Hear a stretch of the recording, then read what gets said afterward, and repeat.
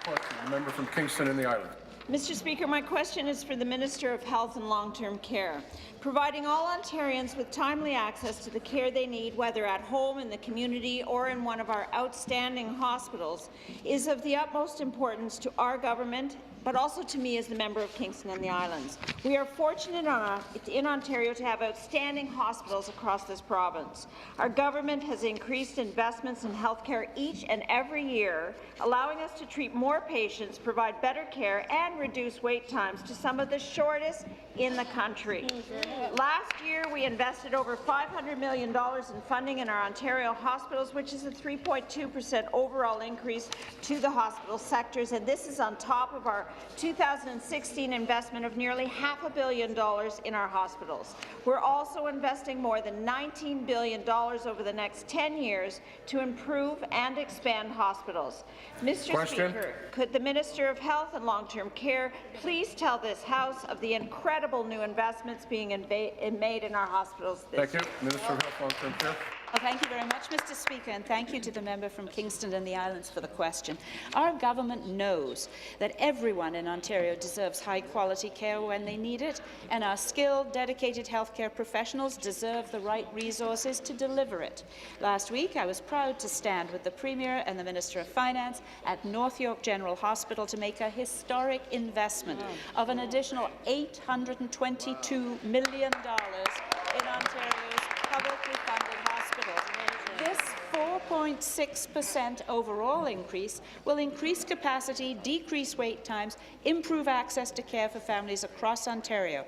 And this funding will directly benefit people in Ontario. It will increase the number of essential services in hospitals, such as cardiac care, critical care, chemotherapy, and treatment for stroke. Answer. It will decrease wait times for hip, knee, cataract, shoulder, cornea, and spine surgery. On this side of the House, we're investing where it matters. We're investing in care for the people of Ontario.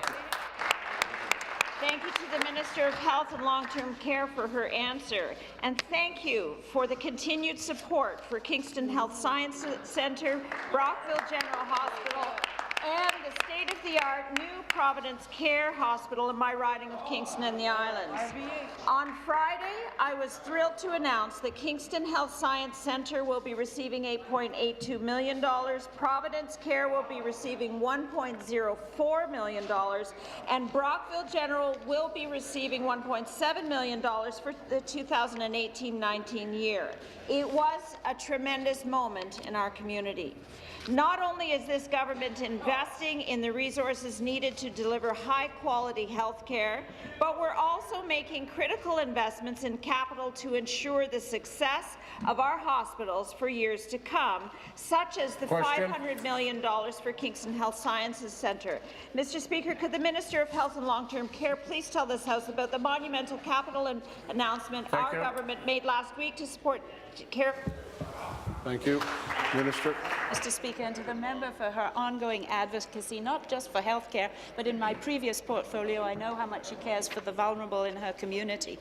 Mr. Speaker, we're making sure that our world-class hospitals have the resources they need to continue saving lives. In Ontario, we're fortunate enough to have Sick Kids Hospital, one of the world's largest and most respected pediatric hospitals that transforms the lives of hundreds of thousands of children and families across Ontario. On Friday, our government committed to supporting a new patient care centre at Sick Kids, an investment of $2.4 billion to transform the hospital into a 21st century facility to continue providing leading-edge care for children. This will give more children and their families faster access to the best possible care. We have a healthcare system here in Ontario that we are proud of, and will continue to support our incredibly skilled and compassionate healthcare professionals to care for our loved ones. Thank you.